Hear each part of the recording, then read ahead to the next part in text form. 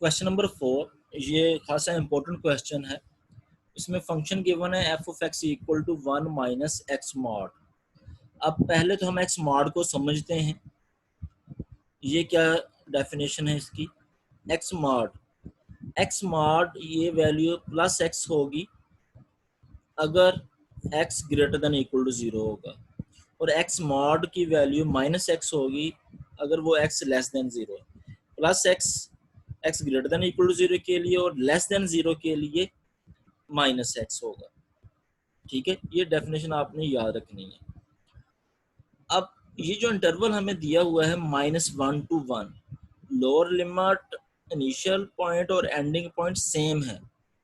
ठीक है, अगर इनिशियल पॉइंट और एंडिंग पॉइंट सेम हो और जस्ट साइन का डिफरेंस हो तो तब हम चेक करते हैं कि वो फंक्शन इवन है या ऑड है। अगर इवन ऑड की सेंस में हम क्वेश्चन करेंगे तो वो डायरेक्ट इंटीग्रल 0 होने के चांसेस भी हैं। यहाँ पर हम फंक्शन को पहले चेक करते हैं कि फंक्शन है कौन सा। ठीक है, ये फंक्शन इवन है या ऑड है। आप x को माइनस एक्स से रिप्लेस करें, ये फंक्शन x को माइनस एक्स से रिप्लेस किया, F of minus x, 1 minus x को माइनस एक्स से रिप्लेस कर दिया, 1 माइनस, अब माइनस एक्स का मॉड भी प्लस एक्स होगा क्योंकि मॉड जिसके ऊपर अभी माइनस के नंबर पे भी अप्लाई होगा तो उसको वो प्लस का कर देता है। ये बन जाएगा 1 माइनस एक्स मॉड बन जाएगा, और ये जो एफ 1 माइनस एक्स मॉड है यही एफ ऑफ एक्स है। तो 1 माइनस एक्स मॉड को हमने लिख दिया f of x. F of minus x equal to f of x आ जाए तो ये फंक्शन इवन होता है। F of minus x equal to f of x, जो फार्मूला मैंने आपको समझाए थे वहां पे देखिएगा। F of minus x equal to f of x हो तो फंक्शन क्या होता है? इवन होता है। इसका मतलब जो हमें फंक्शन गिवन है वो फंक्शन कौन सा है? इवन फंक्शन है। इवन फंक्शन, ये 1 minus X mod even function. ठीक है, अब इस इंटरवल की लेंथ कैलकुलेट करते हैं। 1 माइनस माइनस 1 ये 2 हो जाएगा। इस लेंथ को हम 2p के इक्वल लिखते हैं। 2 से 2 कैंसिल, p की वैल्यू 1 आ जाएगी। क्वेश्चन नंबर हमने 3 किया, वहां पे भी p की वैल्यू 1 थी। अब फार्मूला सेम हो जाएगा। ठीक है, F of X equal to A not by 2 plus sigma n 1 to infinity A N cos n pi x by p होना था, p की जगह पे 1 आ गया, plus B N sine n pi x by p की जगह पे 1 आ गया। ये फार्मूला है। अब यहाँ पे हमने ए नॉट, ए एन और बी एन की वैल्यूज पुट करनी है। ए नॉट का फार्मूला लगाते हैं, 1 over P integral F of x D x होता है। अब पी की जगह पे 1 लगाना है, 1 ओवर 1 इंटेग्रल की लिमिट्स क्या है वो यहाँ से देख के लगानी, -1 to 1 F of x D x, 1 minus X mod function. अब ये फंक्शन क्या है? ये फंक्शन इवन है। अगर फंक्शन आपके पास इंटेग्रल के अंदर जो भी फंक्शन है अगर वो टोटली इवन हो तो हम इंटेग्रल को 2 टाइम लिख सकते हैं। 2 time integral from, upper limit same रहेगी 1 आ जाएगी, लोअर लिमिट हम 0 कर देंगे। जैसे कि हमने पढ़ा था -a to a F of x D x, तो हमने लिखा था अगर फंक्शन इवन होगा तो 2 टाइम 0 to a। अब यहाँ पे 2 टाइम 0 to 1 हो जाएगा, फंक्शन ये रहेगा। ये इंटीग्रेशन की हमने प्रॉपर्टी लगाई है। ठीक है, 0 to 1 हो गया। अब आप 0 to 1 1 का इंटीग्रल अलग से ले सकते हैं और 0 to 1 एक्स मॉड का इंटीग्रल अलग से ले सकते हैं, दोनों के ऊपर अलग अलग अप्लाई किया। 1 का इंटीग्रल वो तो x होगा, 1 dx एंड dx का इंटीग्रल d इंटीग्रल से कट जाएगा तो x हो जाएगा, इसके ऊपर लिमिट अप्लाई करते हैं -2x। अब x मॉड, अब x मॉड की वैल्यू यहाँ पे हम पॉजिटिव x लिखें या नेगेटिव x लिखें। x मॉड किसके इक्वल लिखा जाए, +x के या -x के? आप जो जिस इंटीग्रल निकाल रहे हैं 0 to 1 के लिए, 0 से 1 यानी लोअर लिमिट 0 अपर लिमिट 1 है, ये पॉजिटिव वैल्यूज के लिए है। यानी 0 to 1 x ग्रेटर देन 0 के लिए है। जब x greater than equal to 0 के लिए है तो x mod equal to +x होगा। तो यहाँ पर हम x मॉड की जगह पे +x लिखेंगे। अगर -1 से 0 के लिए होता, फॉर एग्जांपल लेस देन 0 के लिए होता, तो फिर हमारे पास x मॉड की जगह पे आना था -x। अब यहाँ पे x मॉड की जगह पे +x आना। ठीक है, एक्स का इंटीग्रल लिया एक्स स्क्वायर बाय 2, 2 से कट जाएगा। अब इसमें आपने अपर लिमिट पुट करनी है और लोअर लिमिट यहाँ पे भी, तो हमारे पास सिंप्लीफिकेशन के बाद ए नॉट आ जाएगा 1। ठीक है, नेक्स्ट हम ए एन कैलकुलेट करेंगे। ए एन का फार्मूला है 1/p, इंटीग्रल की जो लिमिट्स हमें दी हुई हैं, F of X cos N pi x by P, P 1 के इक्वल है। अब फंक्शन एफ ऑफ एक्स जो हमें गिवन वो लिख दिया 1 माइनस एक्स मॉड। अब ये टोटल फंक्शन चेक करना होता है कि वो इवन है या ऑड है। अगर ये लिमिट्स अपर और लोअर लिमिट सेम हो और साइन का डिफरेंस हो उसमें, ठीक है। इवन और इवन फंक्शन जब मल्टीप्लाई होते हैं तो हमें इवन ही मिलता है। ये आड और आड मल्टीप्लाई हो फिर भी इवन मिलता है, और जब आड और इवन मल्टीप्लाई होते हैं तब हमें आड मिलता है। इवन इवन से मल्टीप्लाई होगा तो ये टोटल फंक्शन जो है वो इवन काउंट होगा। ठीक है, जब इवन फंक्शन हो, लिमिट्स इस फॉर्म में हो, अपर लिमिट और लोअर लिमिट सेम हो और साइन का डिफरेंस हो, तो आप इस इंटीग्रल को 2 टाइम लिख सकते हैं, यानी कि 2 टाइम। अब -1 to 1 नहीं होगा, अब यहाँ पे लोअर लिमिट 0 हो जाएगी, अपर लिमिट जो हमें दी है वही आएगी। 2 time integral from 0 to 1, 1 minus X not cos N pi X D X, ये फंक्शन वही रहेगा। अब 2 टाइम कर दिया, लिमिट चेंज होगी लोअर, वो 0 आ गई है। ठीक, अब 1 कोस एन पाई एक्स से मल्टीप्लाई हुआ, इसका इंटीग्रल अलग कर लें, एक्स मॉड कोस एन पाई एक्स से मल्टीप्लाई हुआ, इसका इंटीग्रल अलग कर लें।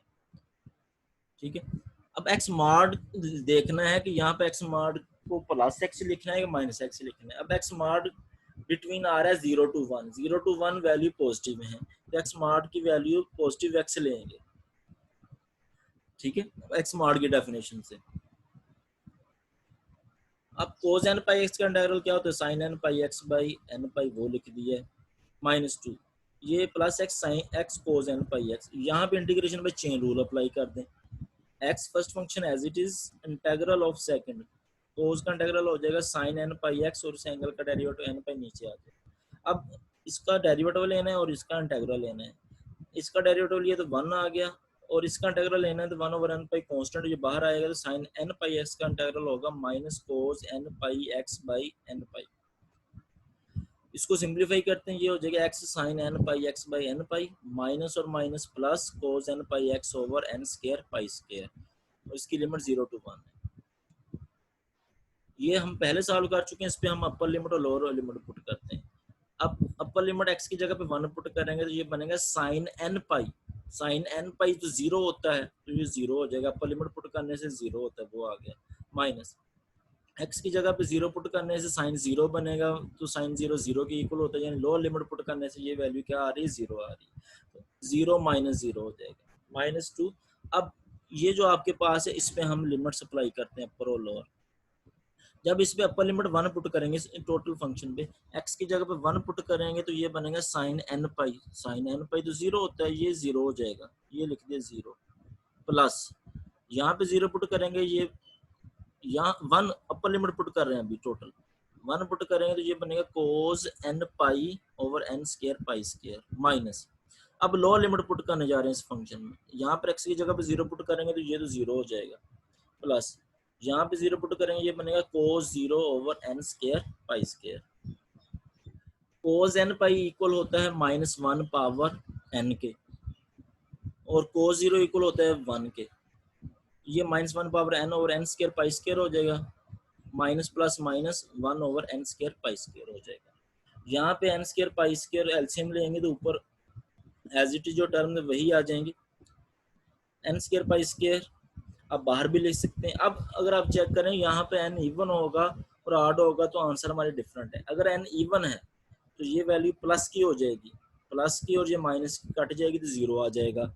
जब ऑड होगा तो एन की जगह पे आप ऑड वैल्यू पुट करें, 3 5 7, तो -1 देगा, माइनस का 1 और माइनस का 1 माइनस का 2, और वो माइनस का 2 इस -2 से मल्टीप्लाई होगा, प्लस का 4 हो जाएगा, +4 over N square pi square if N is odd. तो जब हम सिग्मा की फॉर्म में ए एन की वैल्यू पुट करने जाएंगे तो सिग्मा ए एन को इवन और ऑड में अलग अलग से लिख लेंगे। नेक्स्ट हम बी एन की वैल्यू कैलकुलेट करते हैं। B N equal to 1/p, p की जगह पे 1 लगा दिया, इंटेग्रल जो लिमिट्स हमें क्वेश्चन में दी है -1 to 1 f of x sine n pi x by p, p की जगह पे 1 आ गया। f ऑफ x फंक्शन लिखते हैं 1 माइनस एक्स मॉड। अब f ऑफ x ये जो फंक्शन है ये इवन फंक्शन है, साइन फंक्शन ऑड होता है, कोस इवन होता है, साइन जो है वो ऑड होता है, क्योंकि जैसे हम इसको माइनस एक्स से रिप्लेस करेंगे तो साइन माइनस को बाहर निकाल देता है, तो F of minus x equal to minus F of x हो जाएगा। साइन फंक्शन ऑड होता है, ये याद रखिएगा, ठीक है। ये इवन है और ये ऑड है। इवन और ऑड जब मल्टीप्लाई होते हैं फंक्शंस तो हमें क्या फंक्शन मिलता है, दोनों को मिला के ऑड फंक्शन मिलता है, वो ऑड फंक्शन हो जाता है। अगर फंक्शन टोटली आपके जो अंदर दिया हुआ है वो टोटली ऑड हो, यानी कि दोनों को मल्टीप्लाई करवाने से जो बनता है अगर वो ऑड हो और लिमिट अपर और लोअर लिमिट सेम हो और साइन का डिफरेंस हो, तो हम उसको कहते हैं, उसका इंटीग्रल क्या होगा, 0। जैसे कि ये आपने पढ़ा था -a to a f of x dx, यानी जो भी यहाँ पे फंक्शन आए, ठीक है, वो ऑड हो। आप ये ना समझिएगा ये फंक्शन जो हमें क्वेश्चन में दिए ये तो इवन था, ये ऑड नहीं है। यहाँ पे जो टोटल फंक्शन बनता है अगर वो ऑड होगा उसका इंटीग्रल लेंगे -1 to 1 के लिए, तो वो क्या हो जाएगा, 0 हो जाएगा। अब जो ए नॉट, ए एन और बी एन कैलकुलेट किया वो हम फोरियर सीरीज के फार्मूले में पुट कर देते हैं। ए नॉट बाई 2 प्लस सिग्मा। अब ए एन इवन और ऑड के लिए अलग अलग कर लिए क्योंकि इनके लिए वैल्यू डिफरेंट है, ठीक है। अब बी एन की वैल्यू 0 वो 0 आ गई, ए एन इवन के लिए 0 था वो 0 हो गया। ऑड के लिए ए एन की वैल्यू आई थी हमारे पास 4/n² पाई स्क्वायर, वो पुट कर दी, साथ में cos n पाई x आ गया। ए नॉट की वैल्यू 1 थी, 1/2 प्लस सिग्मा। अब ये जो आंसर आ रहा है ये n1 3 5 के लिए आ रहा है। अगर स्टूडेंट यहाँ पे लिखना चाहे n1 2 3 4 5 टू इन्फिनिटी, तो अब n की जगह पे हमें 2n-1 लिखना पड़ेगा जो कि 8 नंबर्स को ही शो करेगा।